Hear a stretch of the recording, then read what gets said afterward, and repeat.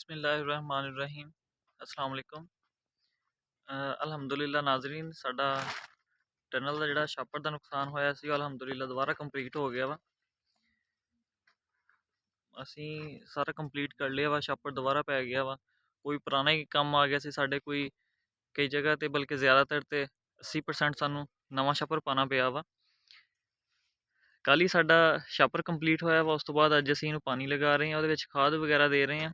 ਔਰ ਜਿਹੜਾ 3-4 ਦਿਨ ਤੱਕ ਛਾਪਰ ਉਤਰਿਆ ਰਿਹਾ ਵਾ, ਉਹਦੀ ਵਜ੍ਹਾ ਨਾਲ ਸਾਡੀ ਫਸਲ ਨੂੰ ਸਰਦੀ ਦੀ ਵਜ੍ਹਾ ਤੋਂ ਕਾਫੀ ਨੁਕਸਾਨ ਹੋਇਆ ਵਾ, ਸਟ੍ਰੈਸ ਵਿੱਚ ਆਈ ਆ।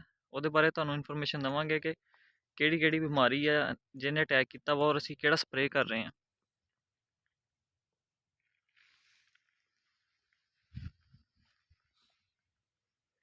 ਅੱਜ ਜਿਹੜਾ ਅਸੀਂ ਇਹਨੂੰ ਖਾਦ ਫਲੱਡ ਕਰ ਰਹੇ ਹਾਂ, ਉਹਦੇ ਵਿੱਚ ਤੁਹਾਨੂੰ ਇਹ ਸਭ ਤੋਂ ਪਹਿਲੇ ਤੇ ਯੂਰੀਆ ਔਰ NPK ਹੈ,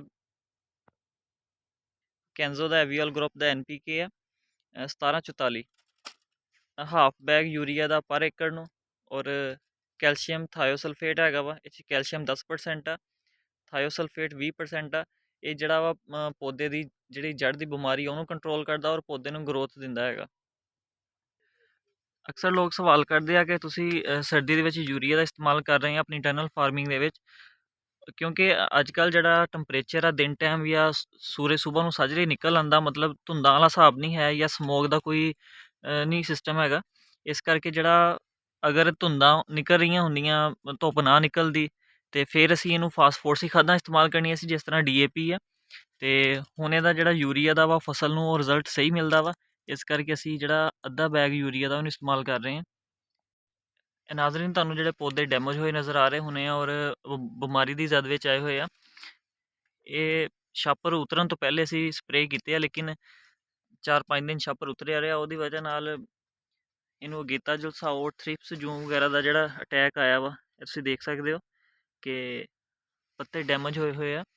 ਅਸੀਂ ਜਿਹੜਾ ਸਪਰੇਅ ਕਰ ਰਹੇ ਹਾਂ ਉਹਦੇ ਵਿੱਚ ਐਬਾਮੈਕਟਨ ਔਰ ਅਮੀਡਾ ਕਲੋਪੇਡ ਕਰ ਰਹੇ ਹਾਂ ਸਪਰੇਅ ਇਹਨੂੰ, ਪਲੱਸ ਅਸੀਂ ਇਹਨੂੰ ਅਮਾਈਨੋ ਐਸਿਡ ਕਰ ਰਹੇ ਹਾਂ। ਇਹ ਪੌਦੇ ਦੀ ਗਰੋਥ ਕਰੇਗਾ ਔਰ ਜਿਹੜਾ ਹੈ ਇਹਦੀ ਥ੍ਰਿਪਸ ਵਗੈਰਾ ਤੋਂ ਜੂੰ ਤੋਂ ਇਹਨੂੰ ਕੰਟਰੋਲ ਕਰੇਗਾ ਇਨਸ਼ਾਅੱਲਾ।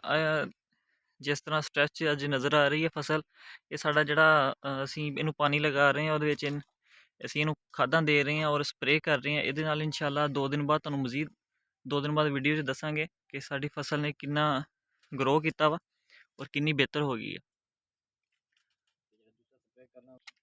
ਇਸ ਟਾਈਮ ਅਸੀਂ ਜਿਹੜਾ ਸਪਰੇਅ ਕਰ ਰਹੇ ਹਾਂ, ਉਸ ਜਿਹੜੀ ਫਸਲ ਘੁੱਟੀ ਨਜ਼ਰ ਆ ਰਹੀ ਆ ਔਰ ਇਹਦੇ ਉੱਪਰ ਜਿਹੜੀ ਥ੍ਰਿਪਸ ਤੇ ਇਹਦਾ ਅਟੈਕ ਹੈਗਾ ਬਿਮਾਰੀ ਦਾ, ਅਸੀਂ ਸਿਰਫ ਇਹਨੂੰ ਕੰਟਰੋਲ ਕਰਨ ਵਾਸਤੇ ਸਪਰੇਅ ਕਰ ਰਹੇ ਹਾਂ।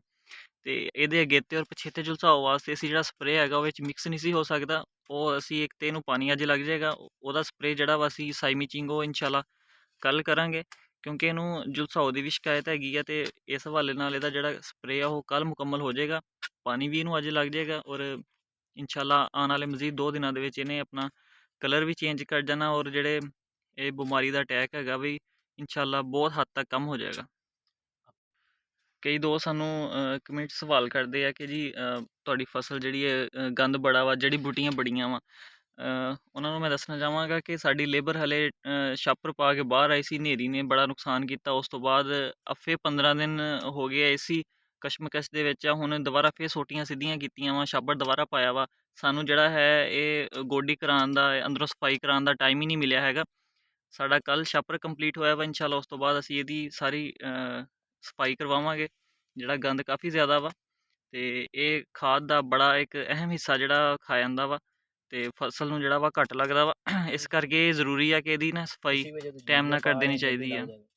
ਇਸ ਲਈ ਅਸੀਂ ਯੂਰੀਆ ਦਾ ਇਸਤੇਮਾਲ ਕਰ ਰਹੇ ਹਾਂ ਕਿ ਤਾਂ ਕਿ ਇਹਨੂੰ ਪੌਦੇ ਨੂੰ ਜਲਦੀ ਲੱਗ ਜਾਵੇ ਔਰ ਜਿਹੜੀ ਅਸੀਂ ਨਾਲ ਖਾਦ ਦੇ ਰਹੇ ਹਾਂ ਔਰ ਪੌਦੇ ਦੀ ਅੱਛੀ ਤਰ੍ਹਾਂ ਗਰੋ ਹੋ ਜਾਵੇ। ਔਰ 1-2 ਦਿਨ ਦੇ ਵਿੱਚ ਇਨਸ਼ਾਅੱਲਾ ਤੁਹਾਨੂੰ ਨੈਕਸਟ ਵੀਡੀਓ ਦੇ ਵਿੱਚ ਵੀ ਇਹਦੀ ਅਪਡੇਟ ਦੇਵਾਂਗੇ। ਬਹੁਤ ਸ਼ੁਕਰੀਆ।